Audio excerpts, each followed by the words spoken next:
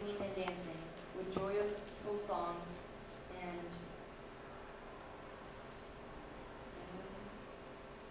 tambourines. Tambourines and lutes. As they danced, they sang, Saul has slayed his 1,000, and David has slayed his tens of thousands. Saul was very angry. This refrain ailed him.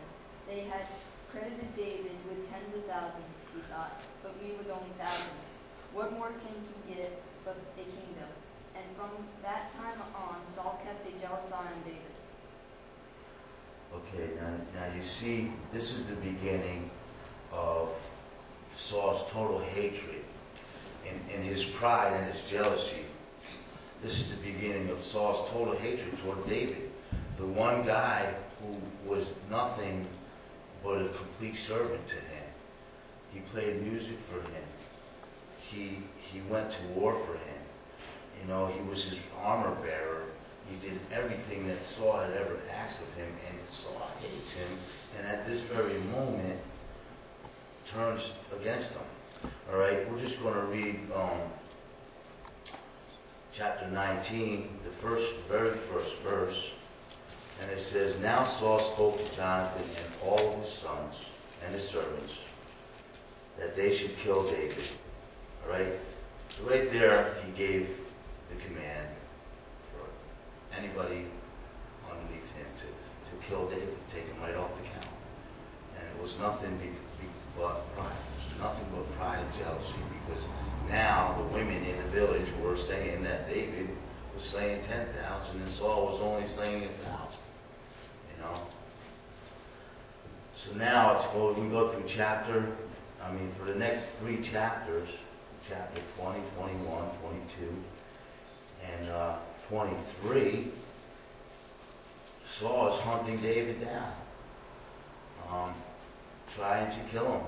And we get to chapter 23, and David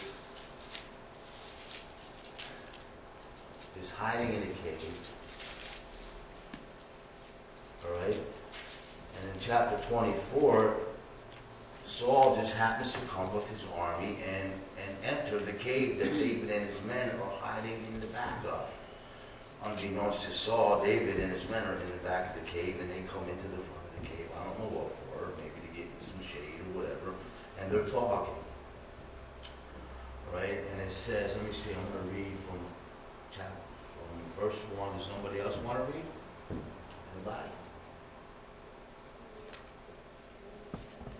You got to read nice and loud. Read chapter 24, verses 1 through 13. After Saul returned from fighting the Philistines, he was told that David had gone into the wilderness of En-gedi.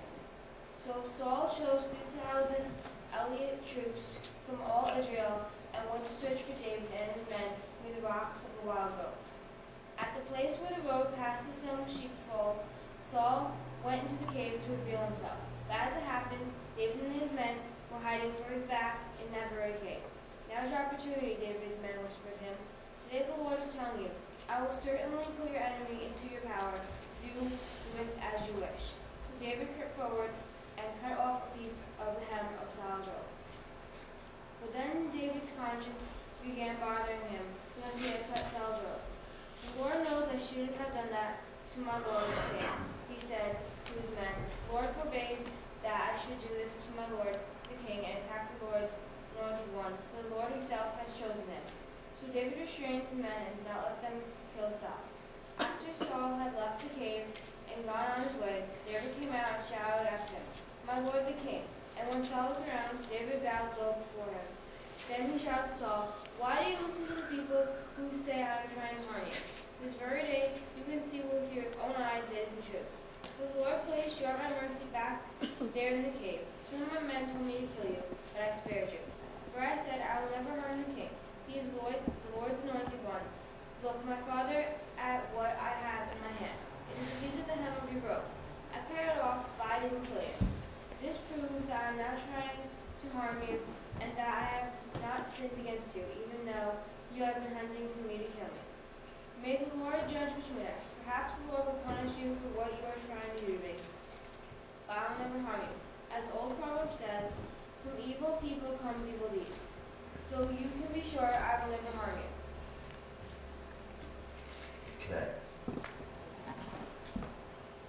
Now here we have David, guy who's lived side by side with King Saul and has done absolutely nothing but be obedient.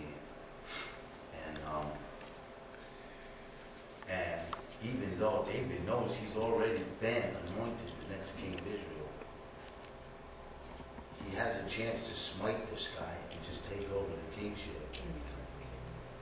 But he still won't do it. Why do you think that? Why? Because God has chosen King Saul to be the king. God chose Saul. Exactly. Right. And if David was to say, okay, well, Samuel anointed me the next king of Israel, so, and this guy is trying to kill me, even though all I ever do is try to help him, fight for him, play music for him, I'm going to take him out and take over the kingship, right? But no, he doesn't do that either. He still exercises humility and says, no, okay, this is God's chosen king, and when God wants me to become king, God will raise me up as king, and he will take Saul down as king, all right? And that's not the end of it, though, all right? I want you to, let me see that. Anyway, it goes on, and Saul recognizes David had a chance to kill him here,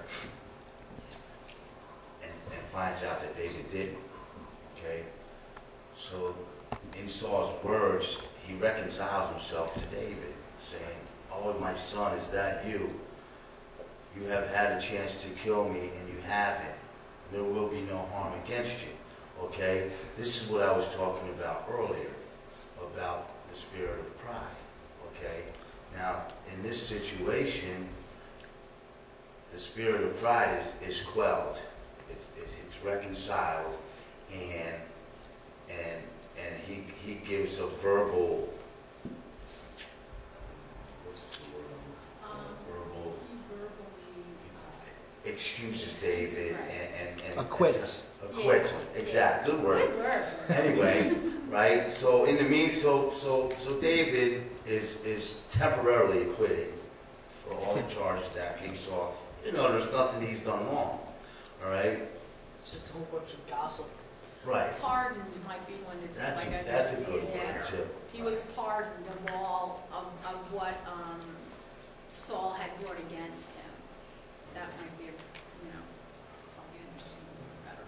So what was that? 24. All right. Then we go on, and again, all right. David gets out of that one. Saul's like, oh, my son, I didn't mean it. I'm so sorry. It'll never happen again. La, la, la, la, la. All of a sudden, Saul, it seems like pride is gone and he's not jealous no more. And he accepts David as his son again, or his armor bearer again. But, hello, here comes chapter 26. All right? Now, I want to read this whole chapter. It's just very important. And then we'll probably call it a night. All right? And we'll pick up where we left off. Who wants to read this? Ben, you want to read it?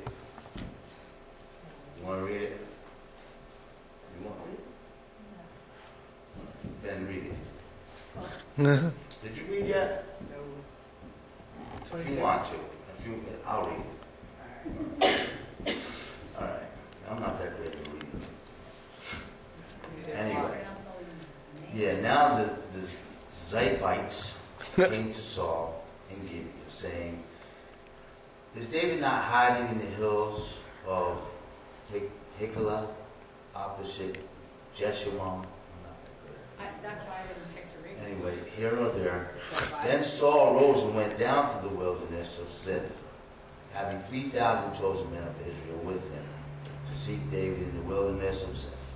And Saul encamped in the hill of Hiklah, I think it's called, Hiklah.